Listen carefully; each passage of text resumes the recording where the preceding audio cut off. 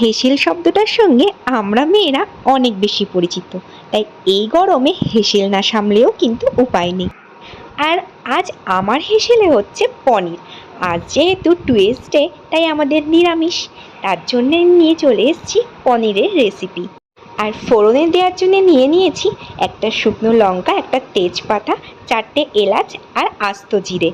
এখানে রয়েছে সমস্ত উপকরণগুলো। মশলার জন্য রয়েছে জিরে, টমেটো, কাঁচা লঙ্কা আর আদা। বাইরে যা গরম পড়েছে, আমরা গৃহিণীরা ভাবি কতক্ষণে রান্নাটা কমপ্লিট হবে আর ঘরে গিয়ে একটু রেস্ট নেব। তার জন্যে কিন্তু সকাল থেকেই লেগে পড়ি কখন কোনটা কোন টাইমে রান্না করলে দিব্যাংশকে ঠিক মতো দেখভাল করতে পারবো। তার জন্যে কিন্তু রান্নাবান্নাটা ঝটপট সেরে নিই, আর সেগুলোই কিন্তু তোমাদের সঙ্গে ছোট ছোট ক্লিপ করে শেয়ার করি।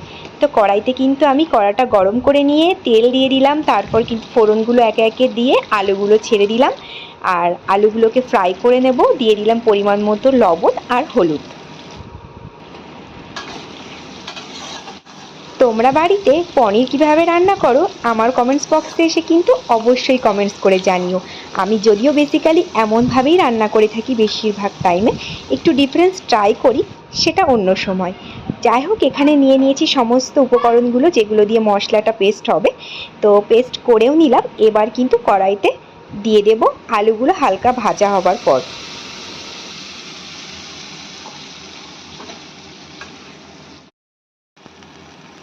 যেহেতু মশলা দিয়ে দিয়েছি, তার মধ্যে দিয়ে দিলাম পরিমাণ মতো লবণ, তার সাথে অ্যাড করলাম পরিমাণ মতো হলুদের গুঁড়ো। মশলাটাকে কিন্তু ভালোভাবে কষিয়ে নেব তেল ছাড়বার পর, তবেই কিন্তু আমি গরম জলটা অ্যাড করব।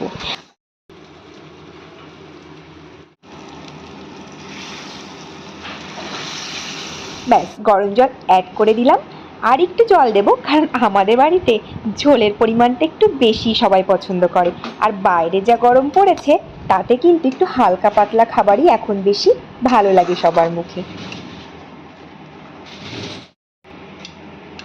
ও হ্যাঁ, একটা কথা বলে দিই, তোমরা যারা পনির রান্না করো, পনিরটা হালকা একটু তেলে ফ্রাই করে নাও, তারা কিন্তু একদমই করো না। কারণ ঝোলের মধ্যে এমন কাঁচা পনির ছেড়ে দিলে আলাদা কিন্তু একটা টেস্ট আসে, আর সেই টেস্টটা কিন্তু তোমরা ওই ফ্রাই করা পনিরে কিছুতেই পাবে না। তাই আমি কিন্তু এই ঝোলের মধ্যে ছেড়ে দিলাম কাঁচা পনিরগুলো। ঝোলটার মধ্যে আমি আরেকটু পরিমাণ লবণ অ্যাড করলাম। এবার কিন্তু আমি ঝোলটা ঢাকা দিয়ে কিছু সময় ফুটতে দেব। ভিডিওটা এডিটিং করতে করতে আমার মায়ের হাতের ফুলকপি, আলু আর পনিরের তরকারির কথা মনে পড়ে যাচ্ছিল বারবার। মায়ের হাতের ওই শীতকালে ফুলকপি আলু দিয়ে পনিরের তরকারি সত্যিই মনে পড়ে যায়, আর অসাধারণ লাগে। জানি প্রত্যেক সন্তানেরই মায়ের হাতের রান্না বেশি পছন্দের। যাই হোক, তোমাদের সাথে গল্প করতে করতে আমার রান্নাটা কিন্তু কমপ্লিট হয়েই আসলো। আমি কিন্তু সামান্য চিনির দানা দিয়ে দিলাম, এতে কিন্তু আলাদা মাত্রায় স্বাদটা বেড়ে যাবে।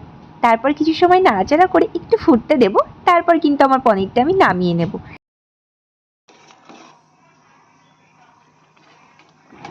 আর দেখো, আলুগুলো কিন্তু ভালোই গলে গেছে, তার মানে তরকারিটা কিন্তু কমপ্লিট।